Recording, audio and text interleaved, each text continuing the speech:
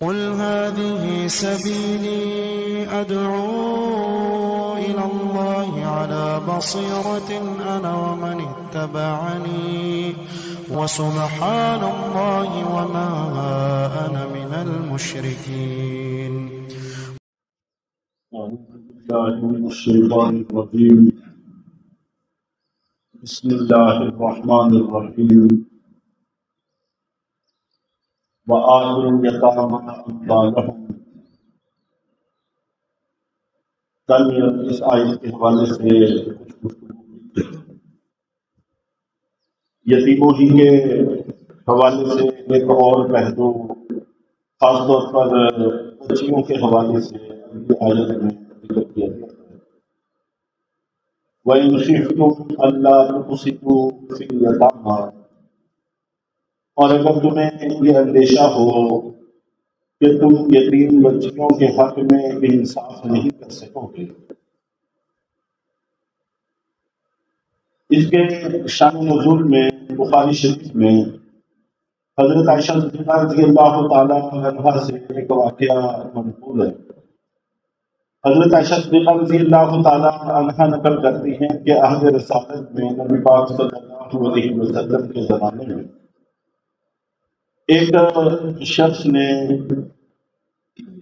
اس بچی کے ساتھ جو اس کی ولایت میں تھی، یتیم تھی، اس سے نکاح کر دیا. اور نکاح کرتے وقت چاہیے یہ تھا کہ اس کا مہر اس کو ادا کرتا، لیکن اس نے مہر بھی ادا نہیں کیا. اور اس کے ساتھ ساتھ ایک باغ تھا جو ولی اور اس یتیم بچی کے درمیان مشترک تھا. آپس میں چتایا کے بچے ہوں گے اور وہ صاحب بڑے ہوں گے، یہ یتیم بچی چھوٹی ہوگی. تو جو اس کا حصہ تھا باغ میں وہ بھی اس نے اپنے ہی قبضے میں کر لیا کہ ایک تو وہ بچی پہلے ہی اس کی ولایت میں تھی، اس کی تربیت میں تھی، اب جب کہ اس کے ساتھ نکاح بھی کر لیا، اب ظاہر ہے کہ کوئی پرسان حال بھی باقی نہیں رہا.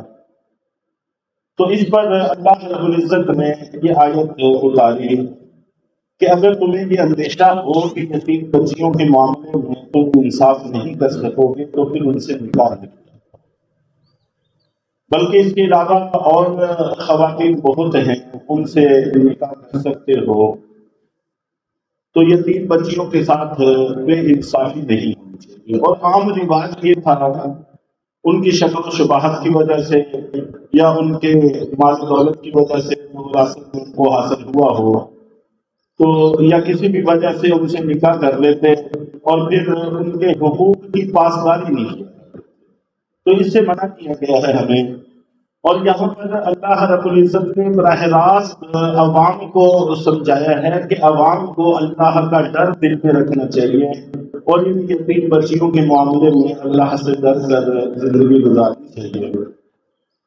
یہاں پر مہر کا ذکر میں تذکرہ آیا ہے، تو مہر کے حوالے سے بھی تھوڑی سی بات ذکر کر کے ہم انشاءاللہ العزیز بات کو آگے بڑھاتے ہیں کہ ہماری ناواقفیت کے حوالے سے معاملہ بہت بگڑا ہوا ہے. دینی معاملات کو ہم جانتے نہیں ہیں اور نہ ہی ان معاملات کو جاننے کی کوشش کرتے ہیں. چنانچہ جس وقت نکاح کے لیے جاتے ہیں تو پوچھا جاتا ہے کہ مہر کیا مقرر کریں، تو پھر وہ کہتے ہیں کہ شرعی مہر لکھ دیا جائے. اور یہ شرعی مہر کیا ہوتا ہے اس بارے میں کچھ بھی کسی کو پتہ نہیں ہوتا. وہ جتنا شرعی بنتا ہے وہ لکھو. مہر کے حوالے سے 3 عنوان ہیں. ایک، کم سے کم مقدار مہر کی کتنی ہونی چاہیے کہ جس سے کم مہر اگر مقرر بھی کر لیا جائے تو اس کا کوئی اعتبار نہیں ہوتا. وہ 10 درہم چاندی کے سکے.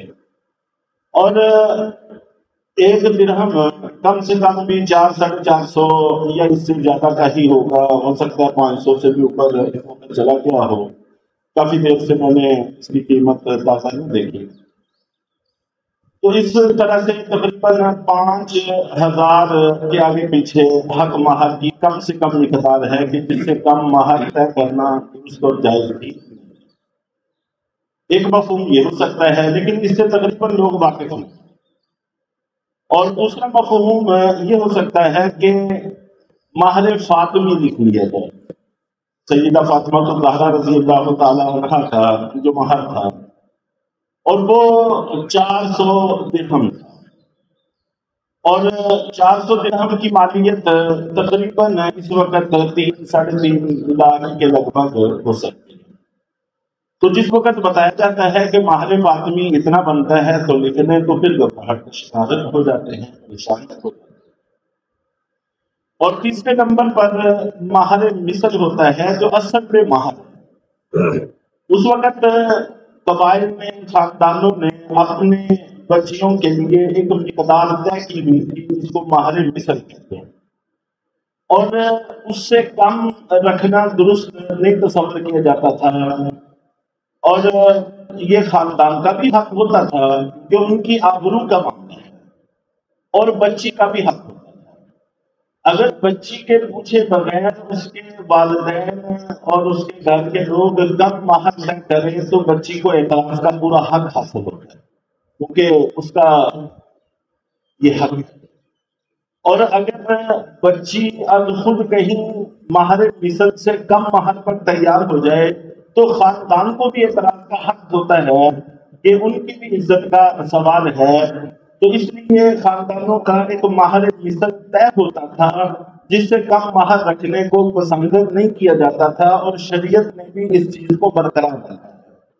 چنانچہ جس خاتون کے ساتھ نکاح کرنے چلے ہیں اس کی عزت، اس کی شرافت، اس کی عظمت، اس کے وقار کو مہر ہی سے ماپا جاتا تھا کہ جتنی اس کی شرافت زیادہ ہوتی تھی، جتنے اونچے خاندان کی ہوتی تھی، اتنا ہی اس کا مہر مثل زیادہ ہوتا تھا۔ تو ہم لوگ گھر میں خاتون کو لاتے ہیں، پہلے ہی قدم پر ہم اس کی آبرو کو نہیں پہچانتے، اس کی شرافت اور اس کی عظمت کو نہیں سمجھتے، تو کم سے کم مہر طے کرنے کی کوشش کی جاتی ہے۔ یہ درست نہیں۔ ہاں، اپنی طاقت سے زیادہ طے کر لینا کہ جس کی ادائیگی کی کوئی شکل ہی نہ ہو، یہ بھی شریعت کے ہاں پسندیدہ نہیں ہے۔ شریعت نے ہم سے ایک ہی خرچ کا تقاضا کیا ہے کہ مہر ہونا چاہیے، اور دوسرے نمبر پر ولیمہ ہے، وہ اختیار میں ہے، اگر کرنا چاہو وسعت ہو تو کر لو، نہ کرنا چاہو تو نہ کرو۔ تو ایک خرچ کا تقاضا کیا ہے، اس خرچ کو چھوڑ کر باقی ہر جگہ پر ہم بے تحاشا لٹا لیتے ہیں، لیکن یہاں پر آ کر ہماری بس ہو جاتی ہے، اور یہاں ہماری کوشش ہوتی ہے بس جتنا کم سے کم لکھا جا سکتا ہو اتنا بہتر۔ تو اس لیے اس معاملے کو بھی ذرا اچھی طرح سے ذہن نشین کرنا چاہیے۔ ہمارے چونکہ خاندانوں میں اب مہر مثل کا کوئی تصور نہیں رہا، لیکن اتنا سا بہرحال ہونا چاہیے کہ جس کو مہر کہا جا سکے، اور دینے والے کو بھی محسوس ہو کہ میں کسی کی عظمت اور شرافت کو کی پیش نظر مہر ادا کر رہا ہوں، اور لینے والے کو بھی لگے کہ واقعی مجھے مہر دیا گیا ہے۔ جتنے کا وہ جوتا بھی پہنتی اتنا حق مہر ان کو دیا جاتا ہے، تو یہ کسی طور پر بھی مناسب اور درست نہیں ہے۔ تو اس لیے اس چیز کو بھی اچھی طرح سے سمجھنا چاہیے۔ تو اللہ کے نبی صلی اللہ علیہ وسلم پر یہ وحی نازل ہوئی، چنانچہ پھر اس کے بعد ان کے معاملے میں مداخلت کی گئی۔ تو اسی بات معلوم ہوئی کہ خود عوام کو بھی خدا خوفی چاہیے، اگر ان سے کوئی کوتاہی ہوتی ہے تو پھر حکومت بھی مداخلت کر سکتی ہے۔ نبی پاک صلی اللہ علیہ وسلم حکمران تھے، اور آپ نے پھر اس معاملے میں مداخلت کی، اللہ تعالیٰ کے حکم سے مداخلت کی، اور قیامت تک کے لیے یہ حکم اب ہمارے لیے قائم ہے۔ فن کے خود نکاح کرنا منع نہیں ہے، لیکن اگر حقوق کی پاسداری کر سکتے ہوں اور مقصود خیر خواہی ہو تو کوئی حرج کی بات نہیں ہے، لیکن اگر دنیا کا کوئی لالچ پیش نظر ہے تو پھر یہ درست نہیں ہے۔ دلوں کے بھید اللہ جانتے ہیں، اللہ سے چھپ نہیں سکتے، معاملہ بھی ہمارا اللہ ہی کے ساتھ ہے۔ اور دوسرا اہم ترین معاملہ یہاں پر یہ بھی ہے کہ جب ہم بچوں کا نکاح کر دیتے ہیں تو جیسے نکاح سے پہلے والدین کی ذمہ داریاں ہوتی ہیں، نکاح کے بعد بھی والدین کی کچھ ذمہ داریاں ہوتی ہیں۔ پہلی ذمہ داریوں کا تذکرہ ہو رہا ہے یتیموں کے حوالے سے ہی اگر ہو رہا ہے، لیکن اس کا یہ مطلب نہیں ہے کہ جو اپنی اولاد ہے جن کے وارث موجود ہیں، والدین موجود ہیں، ان کے کوئی حقوق نہیں ہیں، ان کے بھی حقوق ہیں، یتیموں کے بھی حقوق ہیں، سبھی کا پاس رکھنا ضروری ہے۔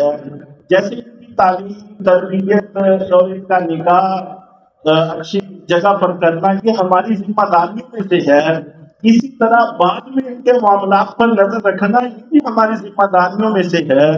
تو اس پر انشاءاللہ العزیز ایک حدیث عرض کر کے ہم بات کو آگے بڑھائیں گے۔ تو بعد میں عام طور پر اس وقت جو رواج چل پڑا ہے کہ والدین کی مداخلت کو ذرہ بر مناسب ہی سمجھا جاتا اور اعتراض کی نظر سے دیکھا جاتا ہے، یہ بات ٹھیک نہیں ہے، یہ بھی شریعت کے مزاج کے خلاف ہے۔ تو بیٹا مداخلت بھی اگرچہ غیر مناسب ہے، لیکن جو جائز اور مناسب مداخلت ہے وہ سمجھتے ہیں کہ بچے بے راہ روی کا شکار ہو رہے ہیں یا ایک دوسرے کے حقوق کی پاسداری نہیں کر رہے، یا ہمارے بچے کو کوئی اذیت پہنچ رہی ہے یا بچے سے کسی دوسرے کو اذیت پہنچ رہی ہے، تو والدین کو مداخلت کا پورا حق ہوتا ہے۔ تو اللہ تعالیٰ ہم سب کو شریعت پر عمل کرنے کی توفیق